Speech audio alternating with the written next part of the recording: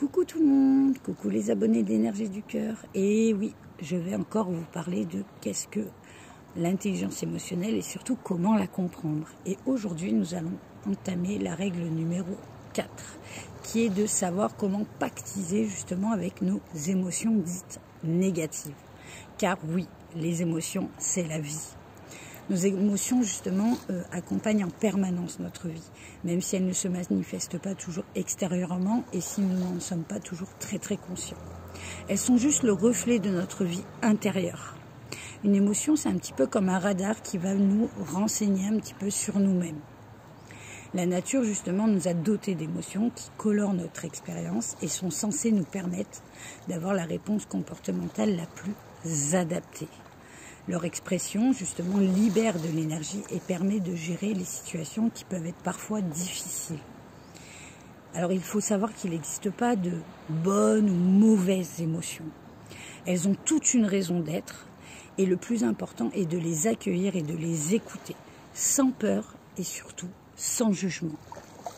Car renier justement vos émotions dites négatives, c'est un petit peu renier la partie de soi qui a besoin de s'exprimer et qui a quelque chose à dire. Il y a vraiment une raison à ça. Car déjà, depuis toute petite ou tout petit, selon qui me regarde, durant notre enfance, nous avons souvent pensé ou appris qu'il était préférable de ne pas exprimer nos émotions pour ne pas gêner nos parents ou nos amis et se garantir un petit peu l'amour des autres. Voilà, on s'interdisait tout simplement de s'exprimer quand on allait mal, de peur de perdre en fait l'amour, l'amitié, etc. Lorsque l'enfant justement se rend compte qu'en exprimant sa peur ou sa tristesse, sa mère va être fortement perturbée, par exemple, il va avoir tendance à préférer ne plus rien dire et à cacher ses émotions. À l'âge adulte, nous continuons justement à ne pas écouter nos émotions, de peur justement qu'elles nous submergent ou nous anéantissent. Nous prenons bien soin justement de les refouler et de nous réfugier dans les non-dits. Et c'est triste.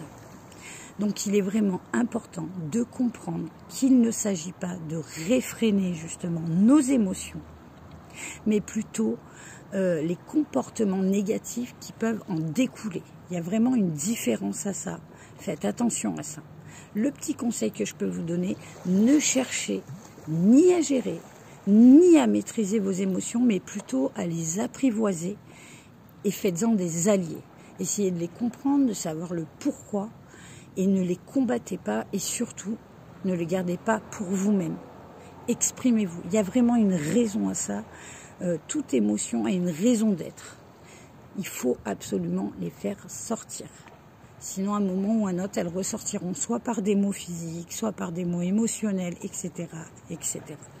Voilà, c'était la règle numéro 4 dans comment comprendre l'intelligence émotionnelle. Je vous retrouve la prochaine fois.